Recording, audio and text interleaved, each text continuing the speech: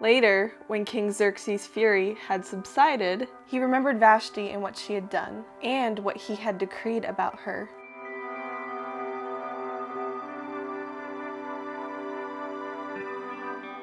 Then the king's personal attendants proposed, "Let a search be made for beautiful young virgins for the king. Let the king appoint commissioners in every province of his realm to bring all these beautiful young women into the harem in the citadel of Susa. Let them be placed under the care of Haggai, the king's eunuch, who's in charge of all the women, and let beauty treatments be given to them. Then let the young woman who pleases the king be queen instead of Vashti." This advice appealed to the king, and he followed it. Now there was in the citadel of Susa a Jew from the tribe of Benjamin, named Mordecai, son of Jair, the son of Shimei, the son of Kish, who had been carried into exile from Jerusalem by Nebuchadnezzar, king of Babylon, among those who are taken captive with Jehoiachin, king of Judah.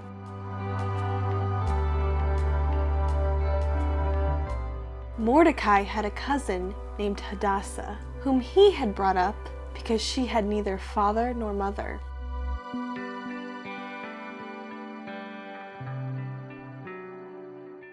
This young woman, who was also known as Esther, had a lovely figure and was beautiful. Mordecai had taken her as his own daughter when her father and mother died.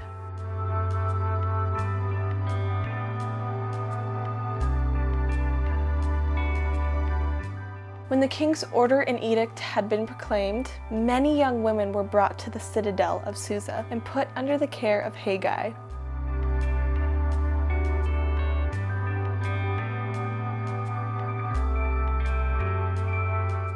Esther also was taken to the king's palace and entrusted to Haggai, who was in charge of the harem. She pleased him and won his favor. Immediately, he provided her with her beauty treatments and special food. He assigned her 7 female attendants, selected from the king's palace, and moved her and her attendants to the best place in the harem.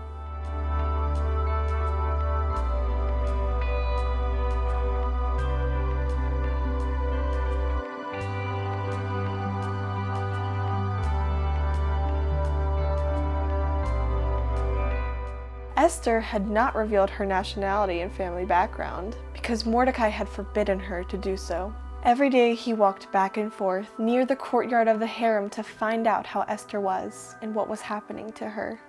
Before a young woman's turn came to go into King Xerxes, she had to complete 12 months of beauty treatments prescribed for the women, 6 months with oil of myrrh, and 6 with perfumes and cosmetics.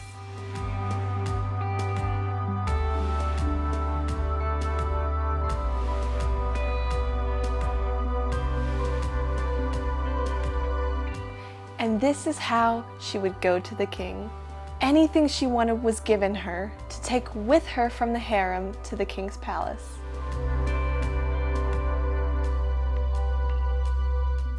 In the evening she would go there, and in the morning return to another part of the harem, to the care of Shaashgaz, the king's eunuch who was in charge of the concubines. She would not return to the king unless he was pleased with her and summoned her by name. When the turn came for Esther, the young woman Mordecai had adopted, the daughter of his uncle Abihail, to go to the king, she asked for nothing other than what Haggai, the king's eunuch who was in charge of the harem, suggested. And Esther won the favor of everyone who saw her. She was taken to King Xerxes in the royal residence in the 10th month, the month of Tebeth, in the 7th year of his reign.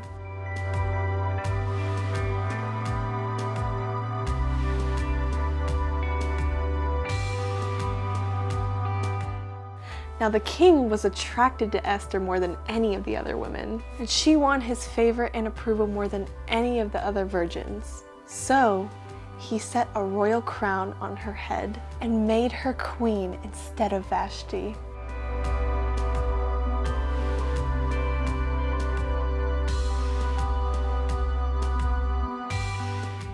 And the king gave a great banquet. Esther's banquet for all his nobles and officials. He proclaimed a holiday throughout the provinces and distributed gifts with royal liberality.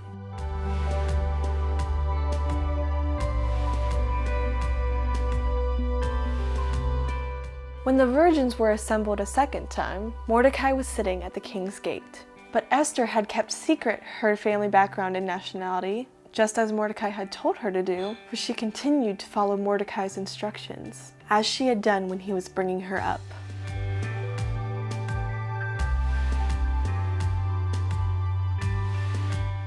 During the time Mordecai was sitting at the king's gate, Bigthana and Teresh, two of the king's officers who guarded the doorway, became angry and conspired to assassinate King Xerxes. But Mordecai found out about the plot and told Queen Esther, who in turn reported it to the king, giving credit to Mordecai.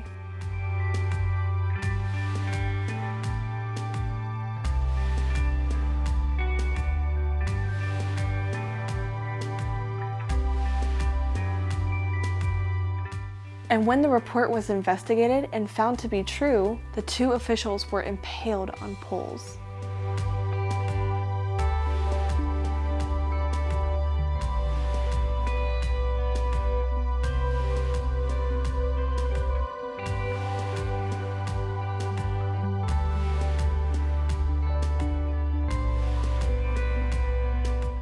All this was recorded in the book of the Annals in the presence of the king.